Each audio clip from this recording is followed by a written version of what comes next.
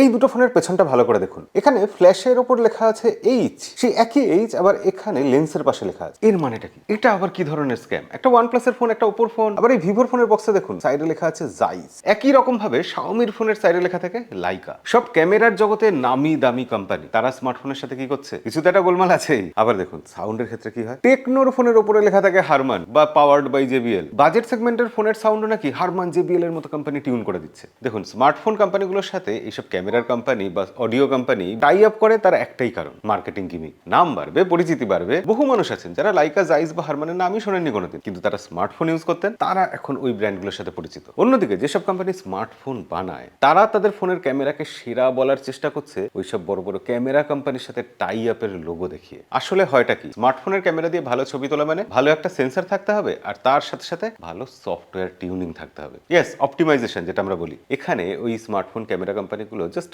কালারকে একটু টিউন করে। তারা ফোনের মধ্যে এমন কোনো একটা ফিল্টার দিয়ে দেয় যে ফিল্টারটা সেই কোম্পানি নিজে হয়তো কালার টিউন করে দিয়েছে, ব্যাস এইটুকুই। জাইস, লাইকা বা হ্যাসেলব্লাডের টিউনিং আছে বা নেই তাতে কিন্তু OnePlus এর ফোনের ক্যামেরা ভালো বা খারাপ হয়ে যাবে না। কালকে ভিভোর ফোনে জাইসের স্ট্যাম্প না থাকলেও ভিভোর ফোন একই রকম ছবি তুলবে। কিন্তু আজকে টেকনো, ইনফিনিক্স এর মতো কোম্পানিও হারমান আর জেবিএল এর নামে তাদের ফোন বিক্রি করছে। স্মার্টফোনের থেকে নাকি সাউন্ড বারের মতো সাউন্ড আসবে। এরকম মুখোশ খোলার গল্প মাঝে মধ্যে শোনার জন্য আমাদেরকে ফলো করে রাখবেন।